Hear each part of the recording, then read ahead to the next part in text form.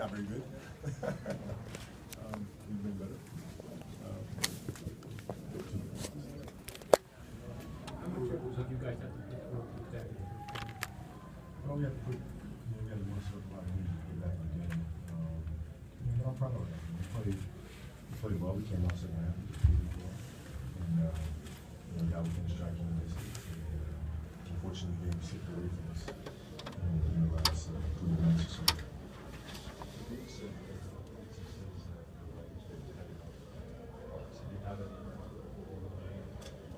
A little bit. I mean, just, didn't feel as lively as we, did the last game, but, a couple days, really better. Enjoy it. Kobe, when did you first give the thought of retirement? 2 years ago.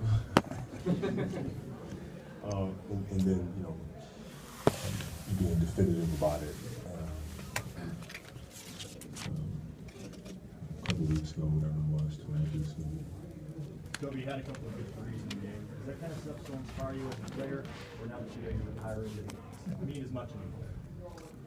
No, I mean it's always fun. It always means a lot to get a couple to go down, get the crowd into it, and get the momentum going and stuff like that. It still feels good. Kobe, two-part question. One, I saw you kind of checking out the video. What was it like? Dominique said, "Well, seeing you in the hall," and then what has Atlanta meant to you? Every player has one of their favorite stops. Seems like this is one of yours. Yeah, I mean, I've always loved to play here. I mean, there's always so much energy in the building, and Anik has always been one of my favorite players.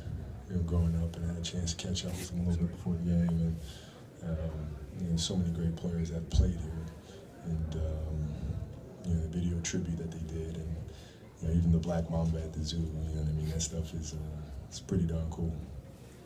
Hey, Kobe, speaking of your retirement, there's so many things for you to keep the pull from, whether it's that 81-point game, your 5 championships, thousands upon thousands of career points. What is it about yourself that you're most proud of as a to you? I would say just sticking with it. There's a lot of tough times. You know what I mean? There's a lot of self-doubt and a lot of criticism and a lot of moments where you feel discouraged and stuff like that. And being able to just keep your head down and continue to work and continue to stay with it, continue to believe and continue to push. I think that's personally that's always been the most important thing for me. Kobe, Derek Fisher, Jason Kidd, all when they retired, went straight to coaching. Nope. I see you more as a GM. I see you more as a GM, straight to GM. Nope. Neither, not coaching GM? Nope. If I'm involved in basketball, and from a league perspective, it would be from an ownership perspective, if at all. I'm not dealing with any of that day-to-day stuff. It's not happening. Has you thought more about what you do after retirement? Of course. I have a pretty good plan that I feel very solid about, very passionate about, and when the time comes, I'll be able to focus on that 110%. Any memorable moments looking back in Atlanta that stick out to you? Yeah, it was my first game in the league. It was fun playing against Smitty and Dikembe and those guys, and Blaylock. I enjoyed those moments and trying to go to the rim and trying to challenge Mount Mutombo. Those are always fun moments, and it was. I remember during the All-Star game, we were doing an event, and Dikembe was there, and my oldest daughter was with me. And I said, "That's Dikembe Mutombo." And she looks at him, and I'm not sure if she understands really. And I said, "He's one of the best defensive players of all time. Let's go say hello." So I go up and I introduce him, and Dikembe says, "Hey, how you doing?" and he puts his hand out to shake her hand, and she looks at him. She goes, "No, no, no." And we both just fell out laughing. It was like, she knows him from the commercials. She doesn't know him from, and it was just the funniest thing in the world. Now, Kobe, when you think about cities like Atlanta and Orlando, places on the East Coast where, you would only go one time this year, is there added pressure to show up, to perform and play minutes serious minutes in those kind of I games? wouldn't say added pressure. I mean, it's fun to be able to get out there and play. I mean, it's you know, it's even if my body's a little sore, you know, it's not that moment. This moment's not coming again. You know, pulling up to the arena and getting ready for the game, it's not going to happen again in this arena. Walking down the tunnel and so forth. And, so it's important to try to enjoy these moments as much as possible. Kobe, for all your successes, you're going to Detroit now. Do you ever think about that whole finals? Of course. Is that what you feel like that to happen? Of course. Of course. Still eats at me. Absolutely does. And, you know, I'm upset that I gave Richard Hamilton something to brag about, because up until that point, he never beat me. And that just kills me. It kills me. Have you ever since making the announcement that focus on the have you had any concerns that you'd be showered with gifts from the opposing teams? No, I mean, you know, that's a good concern to have. It's a good concern to have. You know, it's you know, I mean, it's always a little awkward for me. I mean, I don't really know how to respond much other than just saying thank you and being really appreciative of it. You know, and it's no, I mean, it's a good concern to have. But I mean, you didn't want anything like the Jeter got or Kareem. No. No, I like, you know, what's been going on with the, you know, doing video tributes and the response from the fans and the players as well. To me, that's the most special. Yeah, that's more special than any gift. What did you tell Byron in last I Saturday? have no idea. I don't know. Just slipped out. Just slipped out. He's, you know, what about the minutes? I said, it doesn't matter. I'm not playing that year anyway. And he was like.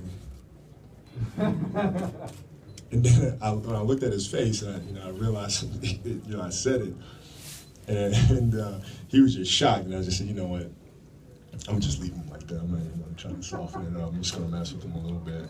And then after the game, he just kind of walks by and he goes, "Hey, you remember what you said during the game?" I said, "Yeah." He said, "Did you mean it?" I was like, "Yeah." He was like, "Okay, yeah, all right," but it just kind of slipped out.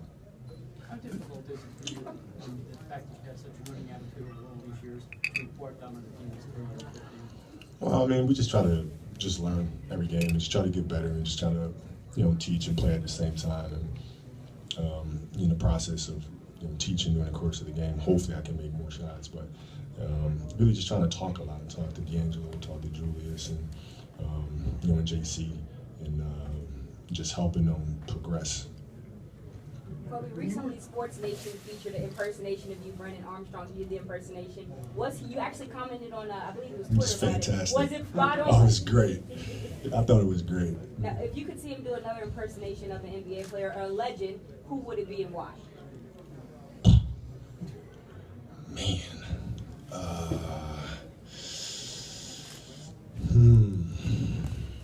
I don't know. He's kind of done all the Top Gun. I mean, you'd have to kind of go back in the day.